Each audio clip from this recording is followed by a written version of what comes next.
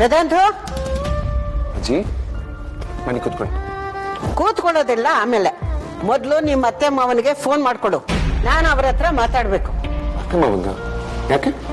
ಯಾಕೆ ಅಂತೆಲ್ಲ ಪ್ರಶ್ನೆ ಮಾಡಬಾರ್ದು. ನಾನು ಅವ್ರ ಹತ್ರ ಮಾತಾಡ್ಲೇಬೇಕು. ಯಾಕೆ ನಾನು ಮಾತಾಡ್ಬಾರ್ದಾ? ಅಯ್ಯೋ ಹಾಗೆಲ್ಲ ಏನೂ ಇಲ್ಲ ಅಜ್ಜಿ.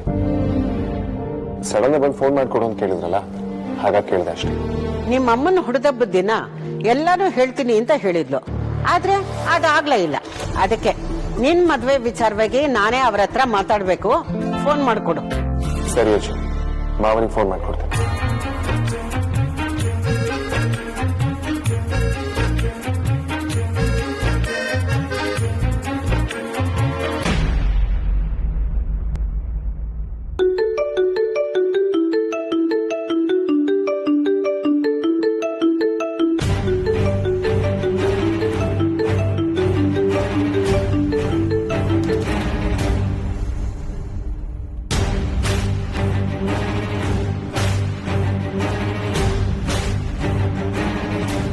ಅಜ್ಜಿ ಮೋಸ್ಟ್ಲಿ ಮಾವ ಬಿಸಿ ಇರ್ಬೇಕು, ಕಾಲ್ ಕಟ್ ಮಾಡ್ತಿದಾರ. ಲ್ಯಾಂಡ್ ಲೈನ್ಗಾದ್ರೂ ಮಾಡೋ. ದೊಡ್ಡ ಕಂಪನಿ ನಡೆಸ್ತೀಯಾ? ಇದೆಲ್ಲ ಗೊತ್ತಾಗಲ್ವಾ? ಮಾಡೋ.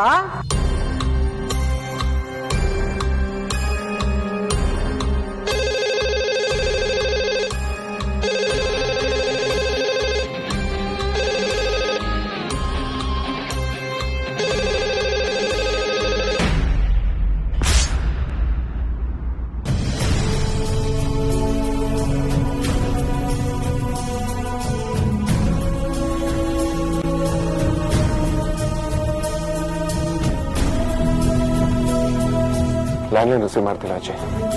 ಇದೊಳ್ಳೆ ಕತೆ ಆಯ್ತಲ್ಲ. ಅದೆಲ್ಲ ನನಗ್ ಗೊತ್ತಿಲ್ಲ. ನಾನಂತೂ ಅವ್ರ ಹತ್ರ ಮಾತಾಡ್ಬೇಕು. ಅದೇನ್ ಮಾಡ್ತೀಯೋ ಮಾಡು. ಇಲ್ಲ ಅಂದ್ರೆ ನಿನ್ನ ಭಾವಿ ಹೆಂಡತಿ ನಂಬರ್ಗಾದ್ರೂ ಫೋನ್ ಮಾಡೋ.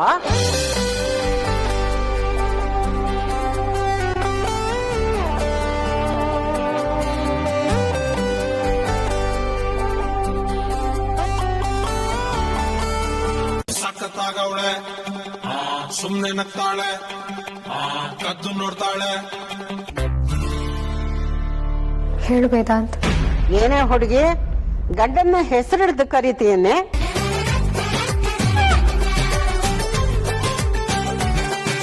ಅಜ್ಜಿ, ಅವನಿನ್ನೂ ಗಂಡ ಆಗಿಲ್ವಲ್ಲ. ಮದ್ವೆಗೂ ಮುಂಚೆ ಗಂಡನ ಮುಂದೆ ಬೆಂಡಾಗ್ಬಿಟ್ರೆ ಮದ್ವೆ ಆದ್ಮೇಲೆ ಮರ್ಯಾದೆ ಕೊಡಲ್ಲ ಅಂತ ಯಾರೋ ಹಿತೈಷಿಗಳು ಹೇಳಿದ್ರು. ಇದು ಮಾತು ಅಂದ್ರೆ. ನೀನು ಅಷ್ಟೆಲ್ಲ ಟೆನ್ಷನ್ ಮಾಡ್ಕೋಬೇಡ ಅಮ್ಮು. ಮದ್ವೆ ಆದ್ಮೇಲೆ ಗಂಡಸರು ಜುಟ್ಟು ಹೇಗೆ ಹಿಡಿಯೋದು ಅಂತ ನಾನ್ ನಿನಗೆ ಹೇಳ್ಕೊಡ್ತೀನಿ. ಇದು ಇದು ಈ ಮಾತುಗೋಸ್ಕರ ಕಾಯ್ತಿದ್ದೆ ಅಜ್ಜಿ. ಇನ್ಮೇಲೆ ಯಾವ ಟೆನ್ಷನ್ ಇರಲ್ಲ ಬಿಡಿ ನಂಗೆ. ಹುಚ್ಚುಡ್ಗಿ, ನೀನ್ ಮದ್ವೆ ಆದ್ಮೇಲೆ ನನ್ ಮೊಮ್ಮಗನ ಹೆಸರಿಡ್ದೆ ಕರಿ. ನಾನೇನು ಬೇಡ ಅನ್ನಲ್ಲ. ನೀನ್ ಮನ್ಸಲ್ಲಿ ಅವನ ಮೇಲೆ ಎಷ್ಟು ಗೌರವ ಇದೆ ಅಂತ ನನಗ್ ಗೊತ್ತು. ಥ್ಯಾಂಕ್ ಯು ಅಜ್ಜಿ. ನೀನ್ ಯಾವಾಗ ಈ ಮನೆಗೆ ಸೊಸೆಯಾಗಿ ಬರ್ತೀಯ, ನೀನ್ ಯಾವಾಗ ಹೊಸಲ್ ಮೇಲೆ ಸೇರುವುದು ಈ ಮನೆ ಒಳಗಡೆ ಕಾಲಿಡ್ತೀಯ ಅಂತ ಕಾಯ್ತಾ ಇದ್ದೀನಿ ಕಣಮ್ಮ. ಈ ವಿಚಾರವಾಗಿ ನಿಮ್ ಮನೆಗ್ ಬಂದು ನಿಮ್ಮ ಅಪ್ಪ ಅಮ್ಮನ ಹತ್ರ ಮಾತಾಡ್ಬೇಕು ಅನ್ಕೊಂಡೆ. ಅವರು ಫೋನ್ ಮಾಡಿದೆ, ಆದ್ರೆ ಫೋನೇ ತೆಗಿತಾ ಇಲ್ಲ. ಅಮ್ಮ, ನೀನ್ ಅವ್ರನ್ನ ವಿಚಾರಿಸಿ ನನಗ್ ತಿಳಿಸ್ತೀಯಾ? ಆಯ್ತಜ್ಜಿ, ಈಗಲೇ ಹೇಳ್ತೀನಿ. ಫೋನ್ ಇಡ್ಲಾ? ಹಾ ಸರಿ ಅಮ್ಮ. ಅಜ್ಜಿ ಅಜ್ಜಿ ಒಂದ್ ನಿಮಿಷ ಬಜಾರಿ. ಹೇಳು ವೇದಾಂತ್. ಹಾ ಹಾ ಗೊತ್ತಾಯ್ತು ಗೊತ್ತಾಯ್ತು. ಮಾತಾಡು ಮಾತಾಡು. ಅಪ್ಪ ಅಮ್ಮ ಇನ್ನೂ ಬೇಜಾರು ಮಾಡ್ಕೊಂಡಿದಾರ? ಅದವ್ರ ಮನ್ಸಿಂದ ಅಷ್ಟು ಬೇಗ ಆಚೆ ಹೋಗಲ್ಲ ವೇದಾಂತ್. ನಮ್ಮಂತ ಮಿಡಲ್ ಕ್ಲಾಸ್ ಫ್ಯಾಮಿಲಿಗೆ ದುಡ್ಡು ಆಸ್ತಿ ಐಶ್ವರ್ಯಕ್ಕಿಂತ ಮರ್ಯಾದೆ ಗೌರವನೇ ದೊಡ್ಡದು. ನಿಮ್ಮ ಹತ್ರ ದುಡ್ಡಿಲ್ಲ ಅಂದ್ರೆ ನಾವೇನು ಅಂದ್ಕೊಳ್ಳಲ್ಲ. ಯಾಕೆಂದ್ರೆ ನಮಗ್ ಗೊತ್ತು ನಮ್ಮ ಹತ್ರನೂ ಇಲ್ಲ ಅಂತ. ಅದೇ ವ್ಯಕ್ತಿತ್ವದ ಬಗ್ಗೆ ಮಾತಾಡಿ ಅವಮಾನ ಮಾಡ್ಬಿಟ್ರೆ ತಡ್ಕೊಳ್ಳೋದಕ್ಕಾಗಲ್ಲ ವೇದಾಂತ್. ನಮ್ಮಂತವರಿಗೆ ಅವಮಾನ ಸಾವಿನ ಸಮಾನ. ಅಮ್ಮ ಒಪ್ಕೊಳ್ಳೋದು ಕಷ್ಟ ಇದೆ ವೇದಾಂತ್. ಅಮೂಲ್ಯ, ಎಲ್ಲದಕ್ಕೂ ಒಂದು ಸೊಲ್ಯೂಷನ್ ಅಂತ ಇದ್ದೇ ಇರುತ್ತೆ. ನಾನು ಅಜ್ಜಿನ ಕರ್ಕೊಂಡು ಮನೆಗೆ ಬಂದು ಅಪ್ಪ ಅಮ್ಮನ ಹತ್ರ ಮಾತಾಡಿ ಇರೋ ಪ್ರಾಬ್ಲಮ್ನ ದೂರ ಮಾಡ್ತೀನಿ. Trust me. ನನ್ನ ಮನ್ಸು ಕೂಡ ಅದನ್ನೇ ಬಯಸುತ್ತೆ ವೇದಾಂತ್. ನನ್ನ ಆತ್ಮನೇ ನಿನಗೆ ಕೊಟ್ಟಿದ್ದೀನಿ. ಆ ಬಜರಂಗಿನೇ ಕಾಪಾಡಬೇಕು ನಮ್ಮನ್ನ. ಡೋಂಟ್ ವರಿ ಅಮೂಲ್ಯ, ನಾನಿದ್ದೀನಿ.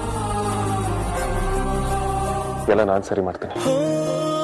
ಆ ಬಜರಂಗಿ ಮಾತ್ರ ಗೊತ್ತು ನಮ್ಮ ಪ್ರೀತಿ ಎಷ್ಟು ಪ್ಯೂರ್ ಅಂತ. ಖಂಡಿತವಾಗ್ಲೂ ಆ ಬಜರಂಗಿ ನಮಗೆ ಹೆಲ್ಪ್ ಮಾಡೇ ಮಾಡ್ತಾರೆ. ಈ ವೇದಾಂತಗೆ ಅಮೂಲ್ಯ, ಅಮೂಲ್ಯ ವೇದಾಂತ. ಅದು ಯಾವತ್ತೂ ಬದಲಾಗೋದಿಲ್ಲ, ಬದಲಾಗೋದಕ್ಕೆ ಸಾಧ್ಯನೂ ಇಲ್ಲ.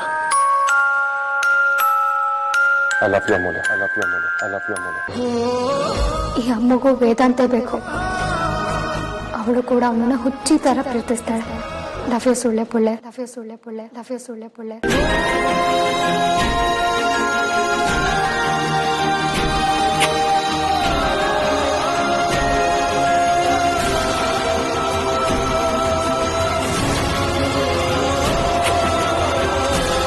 Take care.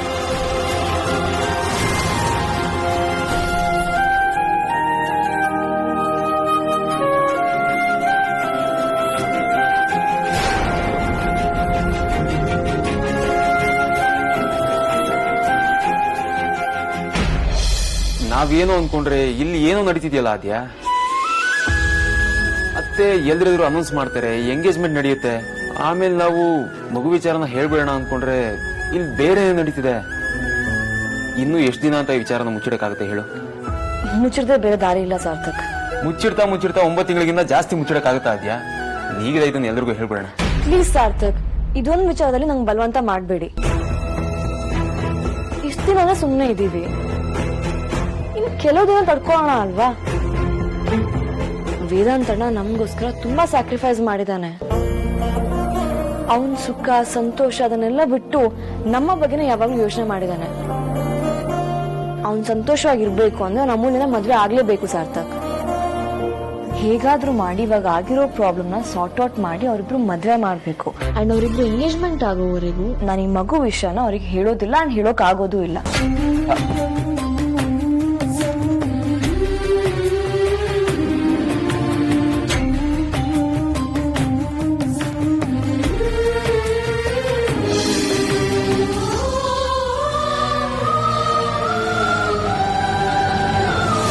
ನಾನ್ ಹೇಳಿದ್ನ ಕರೆಕ್ಟ್ ಆಗಿ ಡೆಲಿವರಿ ಮಾಡಿದ್ಯಾ? ಏಟ್ ನಿನಗ್ ಬಿದ್ರು ಗಾಯ ಎಲ್ಲಾಗ್ಬೇಕೋ ಅಲ್ಲಿ ಜೋರಾಗೆ ಆಗಿರುತ್ತೆ.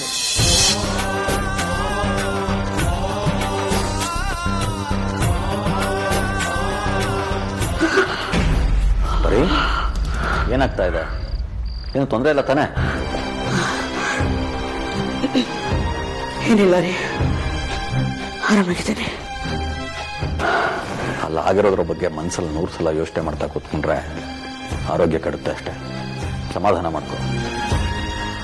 ಆಗಿರೋದು ಅವಮಾನ ರೀ, ಹೇಗೆ ಸಹಿಸ್ಕೊಂಡಿರೋಕೆ ಸಾಧ್ಯ? ಅವಮಾನ ಮಾಡೋದೇ ಉದ್ದೇಶ ಅಂತ ಗೊತ್ತಾದಾಗ ಸಮಾಧಾನ ಮಾಡ್ಕೊಳ್ಳೋದು ಸುಲಭ ಪರಿ.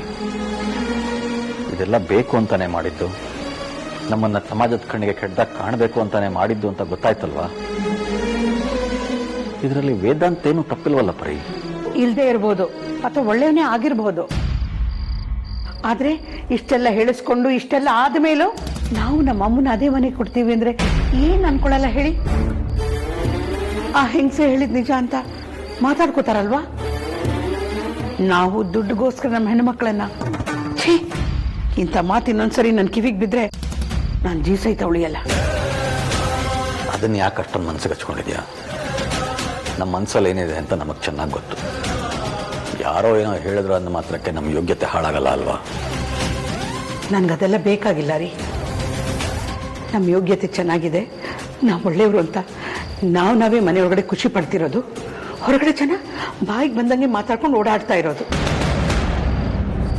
ಬೇಕಾಗಿರೋದು ಗೌರವ ರೀ, ಅದು ಸಿಗೋದು ಆಚೆನೆ. ಆದ್ರೆ ಆಚೆ ಕಾಲಿಟ್ಟಾಗೆಲ್ಲ ಅವಮಾನನೇ ಆಗುತ್ತೆ ಅಂದ್ರೆ ಇನ್ ನಮಗೆ ಆ ಮನೆ ಸಹವಾಸ ಬೇಡ, ವೇದಾಂತ ಸಂಬಂಧನೂ ಬೇಡ, ವೇದಾಂತ ಹಾಕಿರೋ ಈ ಉಂಗ್ರನೂ ಬೇಡ. ಮೊದಲು ನಿಮ್ ಕೈಲಿರೋ ಉಂಗ್ರನ ಪಿಚ್ಕೊಡಿ. ಒಂದು ನಿಮಿಷ ಪರಿ, ಈ ಉಂಗ್ರದ ವಿಚಾರ ಆಮೇಲಿಂದ. ಆದ್ರೆ ಅದಕ್ಕಿಂತ ಮೊದಲು ವೇದಾಂತ್ ಮತ್ತೆ ಅಮೂಲ್ಯ ಈ ವಿಚಾರದಲ್ಲಿ ಯಾಕೆ ಹಿಂಸೆ ಅನುಭವಿಸ್ಬೇಕು ಅಂತ ಯೋಚನೆ ಮಾಡು. ಇದ್ರಲ್ಲಿ ಅವ್ರ ತಪ್ಪೇನಿದೆ? ಯಾರೋ ಏನೋ ಮಾತಾಡ್ತಾರೆ ಅಂತ ಅವ್ರ ಜೀವನ ಯಾಕೆ ಹಾಳಾಗ್ಬೇಕು? ಅವಮಾನ ಮಾಡಿಸ್ಕೊಂಡು ಬದುಕಿರೋದಕ್ಕಿಂತ ಮರ್ಯಾದೆಯಾಗಿ ಈ ಕ್ಷಣನೇ ಸಾಯೋದು ವಾಸಿರಿ. ನೀವೀಗ ಉಂಗ್ರನ ಬಿಚ್ಕೊಡ್ತಿರೋ ಇಲ್ಲೋ ನಾನು ಈ ಕ್ಷಣದಲ್ಲಿ ಇಲ್ಲಿ ಪ್ರಾಣ ಬಿಡ್ಲ? ಬರೀ ಏನ್ ಮಾತಾಡ್ತಾ ಇದ್ಯಾ? ಬಿಡ್ತು ಅನ್ನೋ. ಯಾವುದನ್ನ ಬಿಡಬೇಕು ಅಂತ ನೀವು ನಿರ್ಧಾರ ಮಾಡಿ. ನೀವು ಈ ಸಂಬಂಧನ ಬಿಡ್ತಿರೋ ಅಥವಾ ನಾನು ನನ್ನ ಪ್ರಾಣ ಬಿಡ್ಲ? ಬರೀ ನಾನ್ ನಿಮ್ ಪರಿನೇ ಮಾತಾಡ್ತಿರೋದು. ನಾನೇನ್ ಹೇಳ್ತೀನೋ ಅದನ್ನ ಮಾಡೇ ಮಾಡ್ತೀನಿ.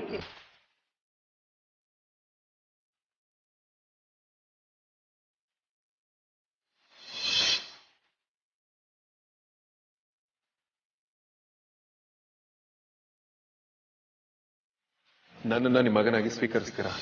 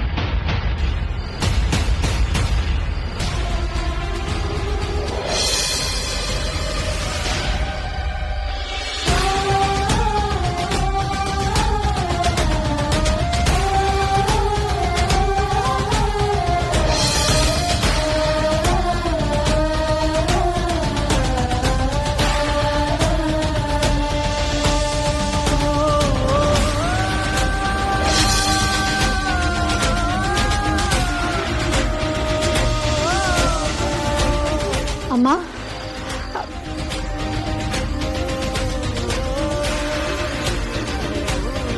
ಇದನ್ನ ಯಾಕೆ ಎಸ್ತೆ?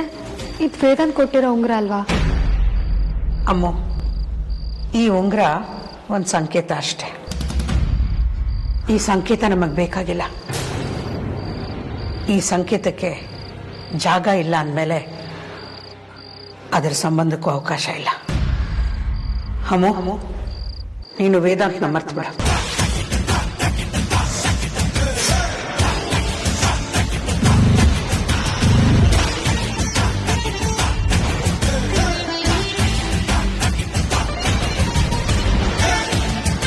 ಅಮ್ಮ, ಏನ್ ಹೇಳ್ತಿದ್ಯಾ? ಈ ಉಂಗ್ರನ ವೇದಾಂತ್ ನನ್ನ ಕೈಗೆ ಹಾಕುವಾಗ ನೀನ್ ಅಲ್ಲೇ ಇದ್ದ ಅಲ್ವಾ?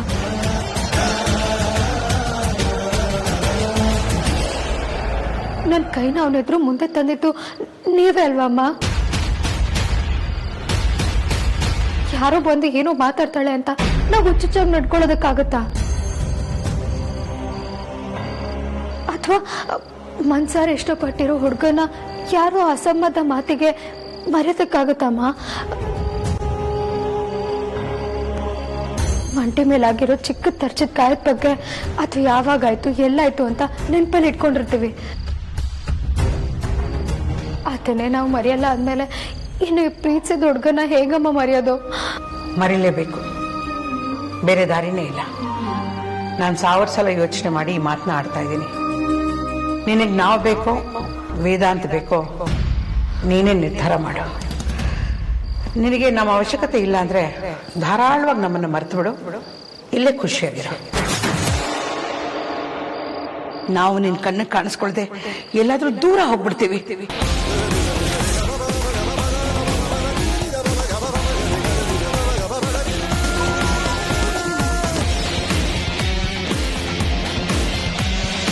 ಅಮ್ಮ, ಪ್ಲೀಸ್ ಹಾಗೆಲ್ಲ ಮಾತಾಡ್ಬೇಡಮ್ಮ,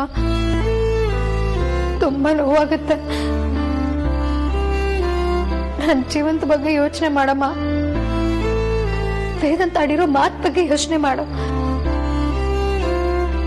ಅವ್ನ್ ಖಂಡಿತ ಅವ್ನ್ ಮಾತ್ ಕೊಟ್ಟಂಗೆ ನಡ್ಕೋತಾನಮ್ಮ. ಇನ್ಯಾರು ಆಡಿದ ಮಾತಿಗೆ ಜಾಸ್ತಿ ಬೆಲೆ ಕೊಡ್ಬೇಡಮ್ಮ. ಮುಂದೆ ಅವ್ರು ನಮ್ ಜೀವನ ನೋಡೋದಕ್ ಬರಲ್ಲ. ನನಗಿಂತ ಜಾಸ್ತಿ ನಿನಗೆ ಅನುಭವ ಇದೆ ಅನ್ನೋದಾದ್ರೆ ನಾನ್ ನಿನ್ ಜೊತೆ ವಾದ ಮಾಡಲ್ಲ ಅಮ್ಮು. ಇನ್ಮೇಲೆ ಇದ್ರ ಬಗ್ಗೆ ಚರ್ಚೆ ಬೇಕಿಲ್ಲ. ನಿನಗೆ 2 ಆಯ್ಕೆ ಇದೆ. ನಿನಗೆ ನಾನ್ ಬೇಕು ಅಂದ್ರೆ ನಿನ್ ಕೈಯಲ್ಲಿರೋ ಉಂಗ್ರನ ತೆಗಿಬೇಕು. ವೇದಾಂತ ಬೇಕು ಅಂದ್ರೆ ನನ್ ಕಣ್ಣೆದ್ರೆ ನಿಂತ್ಕೋಬೇಡ. ಅಪ್ಪ ಏನಪ್ಪ ಇದೆಲ್ಲ, ನೀವಾದ್ರೂ ಹೇಳಿಪ್ಪ. ಹೇಳೋದೆಲ್ಲ ಹೇಳಿದ್ದೀನಿ ಕನ್ನ, ಆದ್ರೆ ಅದ್ಯಾವುದನ್ನು ಕೇಳಿಸ್ಕೊಳ್ಳೋ ತಾಳ್ಮೆ ಇವಳಿಗಿಲ್ಲ.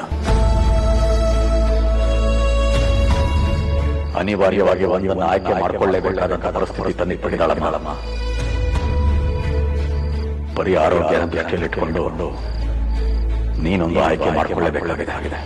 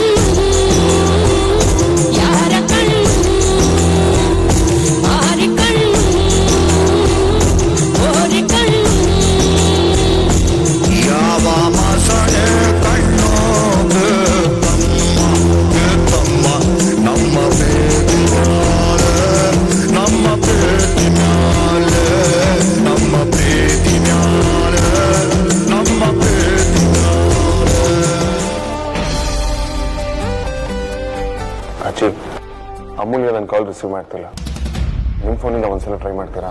ಸರಿ, ನಾ ಮಾಡ್ತೀನಿ.